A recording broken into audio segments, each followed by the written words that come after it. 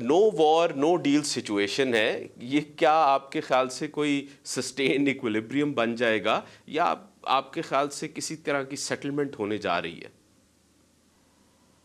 دیکھیں جی، پہلی چیز یہ ہے کہ ایک دو ٹاکس جو ہیں، مذاکرات جو ہیں، وہ بند نہیں ہوئے بلکہ وہ ہو رہے ہیں۔ تو اس لحاظ سے آپ کہیں کہ دونوں پارٹیز جو ہیں ان کا آپس میں رابطہ ہے، کبھی وہ سازش کے تھرو ہوتا ہے اور کبھی وہ جو ہے وہ ڈائریکٹ، تو خیر وہ جو پہلے کی نشست میں ہوئی تھی اس کے بعد تو ڈائریکٹ مذاکرات نہیں ہوئے، لیکن بیک چینل جو جس کو ہم کہتے ہیں وہ ابھی تک جو ہے نا وہ بند نہیں ہوئے، بلکہ ایک دوسرے سے رابطہ ہے سازش کے تھرو۔ تو یہ چیز اب جو ہے صرف کوشچن یہ ہوتا ہے کہ سب سے پہلے کس چیز کو لے کے اس پہ متفق ہونا چاہیے اور اس کے بعد باقی چیزوں کو دیکھنا چاہیے۔ اب ایران کی طرف سے جو ہے نا وہ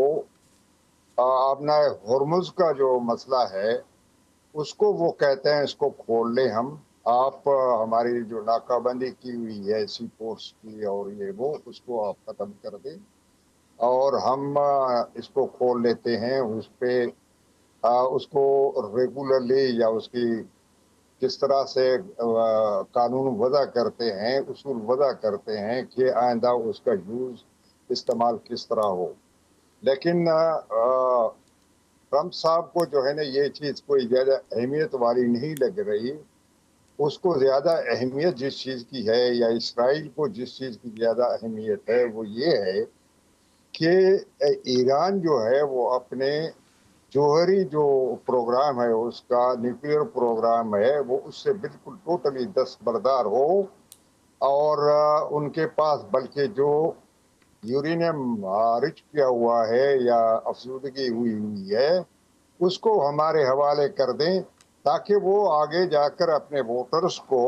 یا اپنی قوم کو یہ بتا سکیں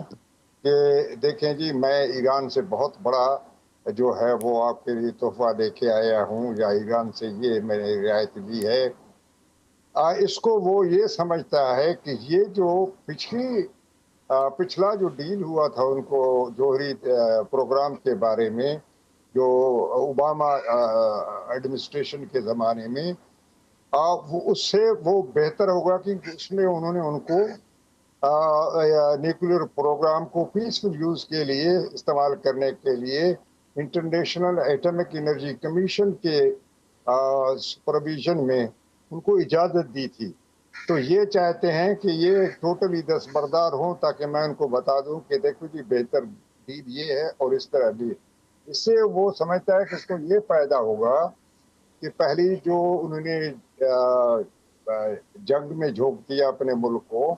کانگریس کی اجازت کے سوا، تو اس میں بھی اس کو گلوخاسی ہوگی، اور پھر جو الیکشن میں اس وقت لگتا یہی ہے کہ کیونکہ اس کا جو